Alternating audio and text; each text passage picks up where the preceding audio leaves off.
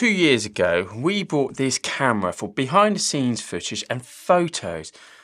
But is it still worth it today? Before you go anywhere, yes, you can still buy this camera. Before we dive into it, let's just cover off a few specs about this camera. Number one, it's very compact. It is the smallest full frame camera you could buy at the time, and I still believe it actually is. It has a backlit illuminated XMR CMOS sensor. It's BIONZ X, whatever the bloody hell that means. It's got a great imaging processing sensor, low light master. It's got eye tracking, touch display, 6K oversampling to 4K, and it films a maximum of 4K 30 FPS, unless you're doing 1080p.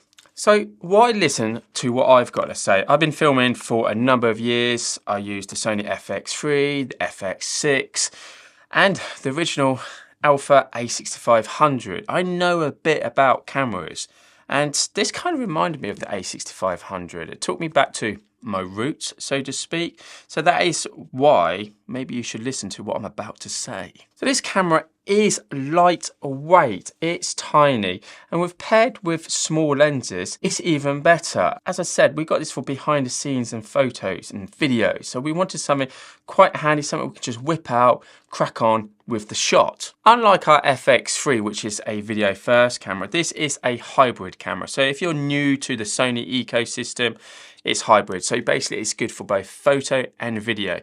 But I would honestly say it is definitely a photo first camera because you haven't got all the buttons you would normally have on it, like an ISO button to scroll and quickly change it. You haven't got that sort of button. So that's why I think it's more photo first than video. The other thing is as well, compared to the Mark II and the latest version of this, it's limited to just 4K at 30 frames. So you can't do slow motion with this camera. It is stripped back, and I'll tell you why. It comes down to the price, but more on that in a bit. So how do we use this camera? We use it on a slider because it's lightweight. It doesn't then wobble so much on top of the slider. We use it for photos, and it's a nice fourth camera for us, and we have found we're using it more and more.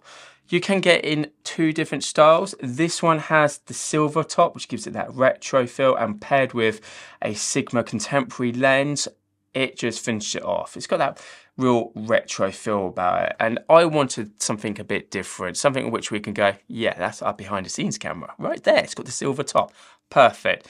It's a styling thing. That's all the difference is, because you get a black one or the silver one, and we obviously opted for the silver one. So the cost. Now, these are on the second-hand market right now, and you can pick them up for around about £1,000. Obviously, check that it looks good. I'd suggest somewhere like the London Camera Exchange. They're a great place to buy your second-hand camera. But originally, this cost us around about, I think it's 1,400, 1,500. So no small investment at all. So we wanted to make sure we're actually going to use it. You can get the Mark II, but the Mark II closes in on £2,000. So to me, it comes down to, obviously there's some incremental updates to it, like a higher frame rate in 4K. But how much is that worth £1,000 more? Only you can answer that. If this was available and I wanted to buy a fourth camera or backup camera, I'd buy this second hand. What do you think? Comment below, tell me if I'm outdated, tell me if I'm right, love to know. And as always, if you haven't subscribed to our channel, that would be great. It really helps us create more videos like this. And if you want to know about the Sigma lenses, check out the video coming up next.